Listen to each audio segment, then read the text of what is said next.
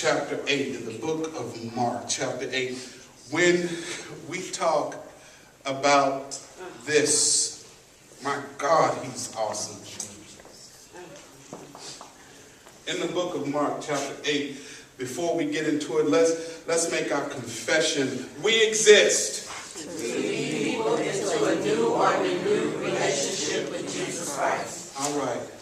Mark chapter 8, we are going to deal in this new series, just a little, Paul, down just a little. We're going to deal with this series for December called You Must Don't Know About Me. You Must Don't Know About Me. I was going to try to do the Beyonce dance, and I said, I better not try that. I might break my back.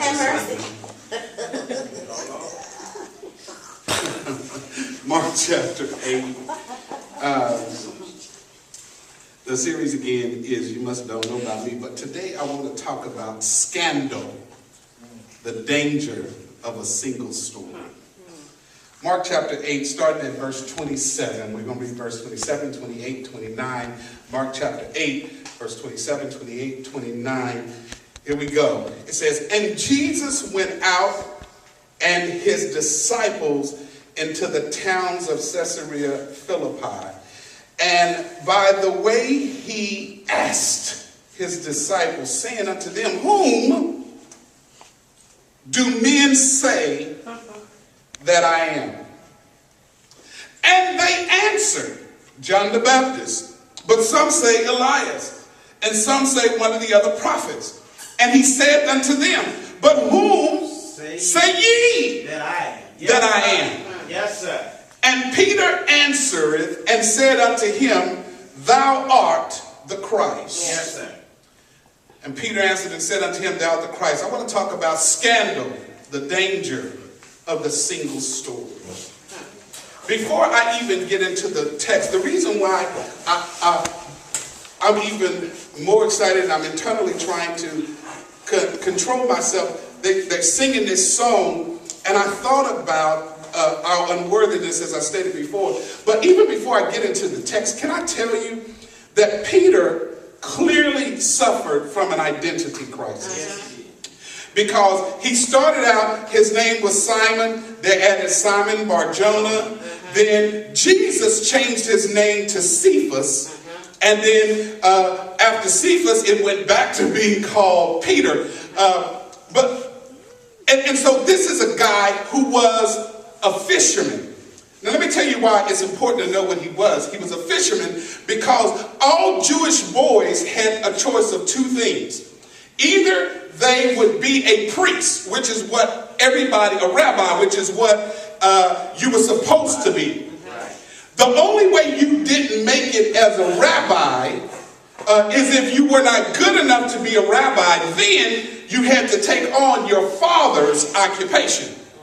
So Peter was a fisherman because he wasn't good enough to be a rabbi. Why is that important? It's important because, I'm not even in the text yet, but it's important because it didn't matter that the people rejected Peter. God saw that Peter had value that other people did not recognize. And it was this Peter, watch this, even who denied Christ 3 times. And God said, even after he denied him 3 times, when you finish doing that, go back and strengthen your brothers. Now, how does a denier get told to strengthen their brothers? The reason why is because Peter was somebody that God says, I don't care what nobody else thinks about you. I know you might not be good in their eyes, but you're good enough for me. I'm not even in the text yet, but can I help you? Don't you let nobody else place a value on who you are, because regardless of what somebody else says, God says you are right with him. You're in the house, Doc. You're in the house. And so when we start talking about, we lift our hands in total praise, because you have to realize, I don't care what you say about me. You know why? Because you must don't know about me. I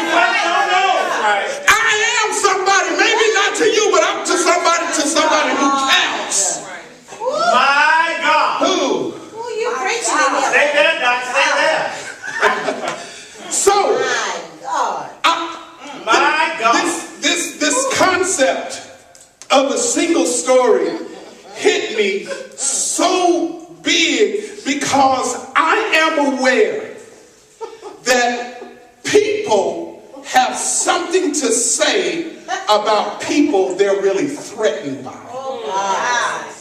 Let me tell you something. If people ain't talking about you, it's because you ain't worth their time. The only people that people spend time talking about, that people spend time gossiping about, that people spend time hating on, are people who are about something. So let me tell you something. Don't be discouraged when you hear your name in the streets. I don't care what nobody say about Roy Wright. You know what? I don't care because you ain't important enough for me to care what you think about me. Oh, you can't do this, you can't do this. Yeah, you know what? But I'm doing this. Yes. You have to have a determination that will not allow you to succumb to the opinions of other people. Because they ain't worth it, which is why you ain't talking about them, but you are, which is why they're talking about you. So, that was almost the juice before I even get to the text. Watch this. How many people watch Scandal? Anybody know what Scandal is? Yes, Lord. Is that not of God? Is Scandal is not all up in your shookabuka like it is in mine? Well, watch this. What I like about Scandal, it's the story, really, of a woman named Olivia Pope. And Olivia's job is that of a fixer. Walk us down the road, right? Walk us down the road. Yes, sir. And so, Olivia, she is smart, she's classy, she's serious about her business, and her business as a fixer puts her in front of high-profile people. But watch this. The people that her business puts her in front of are always people that have a travesty going on in their life. See, you think because people got it made, or it looks like they got it made, that they ain't got no issues, but there are people with issues in the high profile, and on TV, her name is Olivia. Now watch this. These people have a reputation, an electability, they have a financial wherewithal that they have to protect, and even they have issues. Can I tell you, it don't matter how saved you are, how right your relationship with God is, how much you pray, how much you tithe, how much you sing, how much you serve, you still got issues. And guess what? This church don't care about your issues. There's some places you can't go with your issues because they make you feel unwanted. There's some places who they act like their stuff don't stink, and you know what I mean. Now I'm good today. I'm good today. But Chris is like, oh God. But there's some places you can't go because they judge you based on your issue instead of your value. And the reason that they do that is because they don't understand how much you are really worth. My God. You better say that, Pastor. So Olivia goes and she gets in front of these people. And what I've discovered is that girl is the real deal. And let me tell you why she's the real deal. She's the real deal because she's mastered an art. And here's the art of what she's mastered. She's mastered the art of changing the story. See, they put out a report. What the last episode before the finale, mid-season finale, Cyrus was involved with a paid companion. Yes, he was. Right? And so Silas felt like all he had to do, he had to get away from the president. So Silas wanted to resign because he thought his issue would reflect negatively on the president. And so he had resolved himself to resign. He resigned. He was packing his bag. Olivia called him to her house and said, "Who are you?" Yes, she did. Yes, she did. What she did for him is made him confront the fact that while his situation made him feel weak, he wasn't a weak man. Let me tell you something. Sometimes your situations, Al, will make you feel like you are weak. And you have to be reminded that it doesn't weak man. You preach. And so so it was so funny because she kept saying, I can't hear you, or something like that, or say it like you mean it. And she made him keep on and keep on and keep on until Silas got his wits about himself, and he said, oh no, then that whole resignation thing went out the window because Silas was reminded by the fixer who he was. What Olivia did was for Cyrus, she changed the story. Watch this. I'm going to take you somewhere. It's important because leaving the narrative the way it is causes people to talk about you and not portray you in the right light. See, let me tell you something. I used to have this habit of treating everything. And then, be quiet. And then I stopped treating anything because I thought they don't deserve me to treat it. Yeah. But what I realized is that if you allow the story to stay how it is, then what you are really doing is saying what you have said about me is true and complete. Let me see if I can help you. Anyone who knows me, anyone who have grown up with me, they can say a lot of things about me. I'm a cusser, I'm a fighter, I'm a this, I'm a that. You can start, and you know what? That might be a true story, but it's not the complete story. And the problem with the single story is it only tells part of the truth and not the whole truth. All right now. Because if you understand the whole truth, you might see me in a different light than you see me if you only know part of my story. See, when I tell you that you don't know about me because you don't know what got me to the place where I am. I've had to cry sometimes to get to where I am. I've had to beg people to get to where I am. I've had to do all kinds of things to get to where I am. And I'm not embarrassed about what I had to do because I'm happy about where I am. And so there has to be a point in your life that even though the story is out there, that you deal with it because it's not that you are embarrassed, but it's because you say, I'm not going to let it have authority over me. So this story, I was having lunch with my great uncle the other day, Dr. Charles Erdy. He's a former university professor in chemistry, a brilliant man, chemistry professor. He was a city council member. He was the mayor pro tem. He became an executive with the LCRA. And he told me the other day that he had, in all of his encounters with people, he was friends with Ann Richards, the former governor of Texas, Whitney Houston's mother.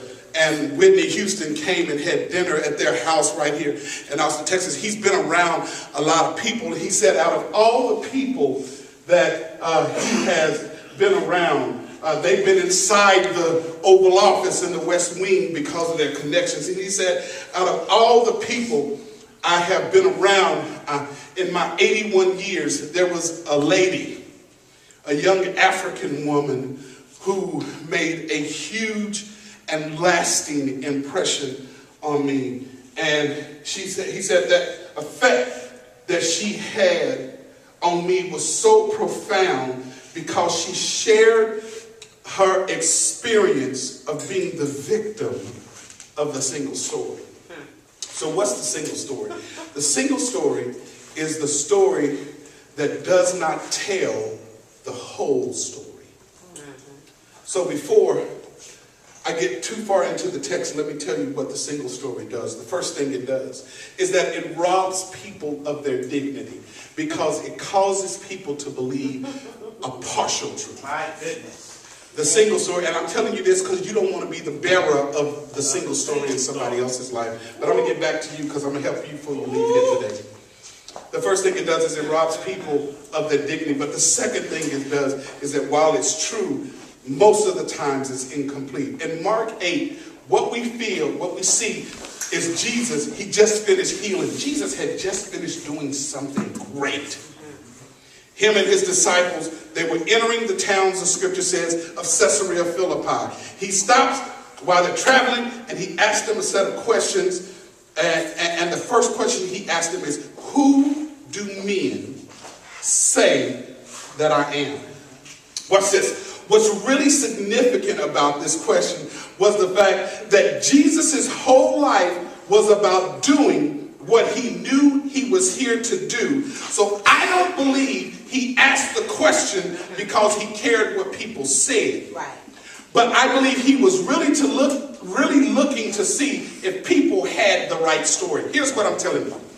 If you know why you are here, and clearly I can point out, those of us who are preachers, we know why we're here. You singers, you know why you are here. And so the only real interest you need to have is not knowing what people say because you want to know what they say about you, because you don't need to care about that. You don't need to care about that. You don't need to care about that. What you really want to care about is if they're telling the right story, because if they're telling the wrong story, you have an obligation to make sure that the right story is out. But watch this. You don't clear up the wrong story through the bad source that put out the wrong story. You clear up the right story only by dealing with people you know who love you or you yourself. And let me tell you why. When Jesus said to them, who do people say that I am? He said it from the premise of this, baby. Watch this. That they were saying, he's a bully. He went into the temple turning over tables. They were saying, he is blasphemous. He's calling himself God. Yeah. They said, he got to be a drunkard because the first miracle he chose to do was turn water into wine. What did you say? This man Jesus couldn't be all y'all say he is because of all of this that he's done. Yeah, can you picture yourself in that scenario? She can't be anointed. Yeah, there's no preacher. Because I seen her. There's no preacher. She can't be really called because I've seen. He can't really be gifted because have you heard that said about you? Have they had your name in the street like that? Jesus can't be who you say he is because he did all of this stuff. And here's the problem. Yes, he was a troublemaker. Yes, he turned over tables. Yes, he didn't let sin prevail in the temple. Yes, he hung out with sinners. Yes, he turned water into wine. And you know why? Because he had the power to do it. And he knew why he was here. Let me see if I can help you. What Jesus wanted to know was that were they actually telling the whole story? Because when you tell them that he turned water into wine, did you tell them that he did a miracle? When he was hanging out with sinners, did you tell him that he forgave their sins? Did you tell the whole story? When he was turning over tables inside the temple, did you tell him because he was not going to allow them to treat God's house any kind of way?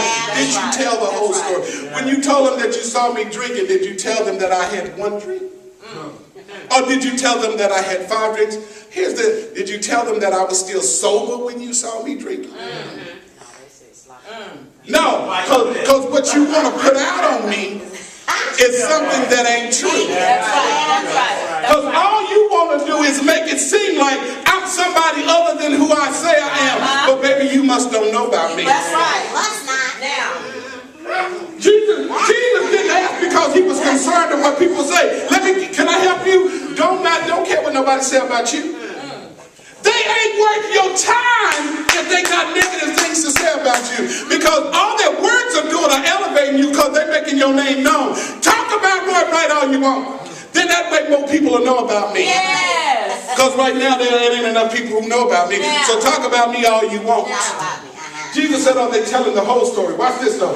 What I love is that, can I tell you this important thing? Yes, but that's just the beginning of what his story was. And what Olivia does well, is when they go out and say, X person is doing X thing, they have a machine, right? This machine, she walks into that room in her white honey, she storms up in there, and she say, okay, here's the new car. So I need you to do this, I need you to do this, and she started signing. They start putting pictures up on the walls, and what's the crazy man named Huck? He go to tapping into all kinds of computer systems and all that kind of stuff. And that girl, she goes and starts sitting outside of people's places and doing something. What Olivia said is, give me all the dirt so that I know what story to tell. Let me tell you something. You are the only person qualified to tell your story, because you really know what you've been through. See, when they're talking about what you did, you can include where you come from and why you did it that way, and that Jesus saved you even where you are. Yes. Yeah, man. Sweet God. So, you know what? I'm a child of God now, but I ain't always been saved. So there's some truth to what folks say about me. And let me tell you, so can I help you? Can I be real today? I'm a child of God now. And I still do some of the stuff I was doing when I wasn't a child of God. And you know why? Because I'm not complete yet. I'm in the middle of my story. I'm in the middle of my process. And I do not apologize for being who I am while God is working on me. Don't you dare let nobody devalue who you are. You know why? Because they ain't no better than you. My God. Just because they don't do what you do don't mean they don't do nothing. That's right. The person who tells the bad story should be the scariest person on the planet. Because the people who cry the loudest about something are the people who dealing with what they talking about. Yeah, man. Because folks get obsessed with one thing, and that becomes all they want to talk about. And I have to wonder, why are you so obsessed with that thing? It must be something you secretly dealing with. You trying to convince you about it. You ain't trying to convince me, you trying to convince you. So, the African lady that I told you about earlier, let me tell you a couple stories. I'm almost, Paul said, don't tell you I'm almost done. I'll be done in like 15 minutes. The African lady I told you about earlier, she was up giving a speech and she had a couple of interesting stories. And I want you to hear this because it really helps you understand. She went to school. She came and went to school in the United States. And she says her college roommate was surprised to know that she knew how to use a stove. Because her college roommate heard she's from Africa. And the single story about Africa is they all live in the woods, they're in poverty, they probably have to make fire, by rubbing sticks together. And so she said her college roommate was surprised that she knew how to use a stove. And she said, I was initially offended because how dare she think I don't know how to use a stove. Then she told a story that after having lived here in the United States, and she heard all of the negative things about Mexicans, that they're lazy, they're drug dealers, they don't like to do this, that, and the other. She said she happened to visit Mexico. And she saw that the Mexicans in Mexico, they had businesses that they owned, that they had, were building construction sites, and they were doing all that. And she said, wait a minute, that ain't the story I heard. Can I tell you something? There's a story out about black people. Watch this. That black on black crime is high. And you know what? It is. But it's relative. Watch this. The FBI just released a report a couple of months ago that says white on white crime is higher than black on black crime. But the person who creates the story, here's my point, the person who creates the story is the person that defines the accuracy of the story. So she went to Mexico thinking she was going to find lazy Mexicans because that was the story of the people who created. We think, we buy into black on black crime is high because we believe the creator of the story. What Olivia Pope does is that she becomes a new source of the story. And what she does is she replaces the old story with a new story. And so she changes the conversation. When you understand that, yes, black on black crime is high, but relative to what is not as bad. But the people who put out the story on you don't want you to know the truth of the story because they want you to believe the lie. Yeah. So the reason they tell all your bad and none of your good is because they want people to believe the lie. That's right. That's right. And so Olivia Pope says, you ain't going to get just a part of it. Yes, you might have, we don't even want to talk about his scandal. We want to talk about how good he's been in his contributions to the youth, in his philanthropy, in his, because she understands the person who creates the narrative is the person who controls the story. Let me tell you something. If you allow somebody else to dictate your story, you're giving them the authority to set the tone about who you are. That's right. And I'm going to tell you something. You don't know enough about me to put my story out in the street. That's right. That's right. That's right. So, black on black crime is high, but it's relative to white crime. So who's authorized to tell the story? This is what happened in the second question that I think Jesus did. Jesus made a point of saying, you can't let people who don't know me tell my story. So, I heard what you said about who they say I am. But who do you say? But who do you say I am? Now watch this. What I really think he was asking was a twofold question. The first fold of that question is he was saying to them, when people ask you who I am, what do you say? So it's the same thing as me going, Danielle, what does Andre say about me? See, he was saying, what he wanted to know was, what are you telling Andre when he asked a question about me? Jesus said, who do you say I am? In other words, when people ask you about me, now I know who they say I am, but when they ask you about me, who do you tell them that I am? That's the first part. But then the second part is this. When you are contemplating who I am by yourself, what do you tell yourself about who I am? Because see, let me tell you something. The reason why it's important to understand the division in that question is because sometimes you say what's politically correct when people ask you, but you don't necessarily believe it yourself. See, you might say to Maisha, you do a great job at recording, because that's the nice thing to say. You say she's a kid, you don't want to disappoint her. But in your mind, you might be saying, well, that girl does a terrible job. You won't say it out loud because it's rude to say it out loud, and you're trying to be, classy. Yeah, me too, Danielle. I'm not very good at not saying the rude stuff. And so Jesus was saying to them, now, when the question is asked, how do you respond? Because what Jesus really wanted to tell them is the only person qualified to tell the story are the people who are close to me. See, you really can't tell Jesus' story if he ain't never done nothing. I don't know if you heard me. If he ain't never done anything for you, how can you verify who he is to people who have a question? The only reason Jesus can be talked about by you is if you've had a run-in and an encounter with him.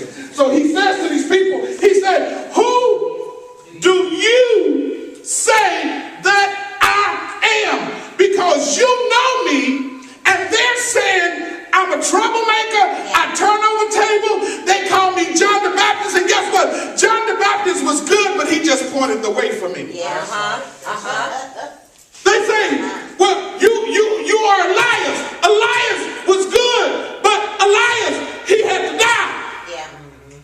I ain't dying. I'm dying, but I'm getting back up again, so technically I ain't really dying.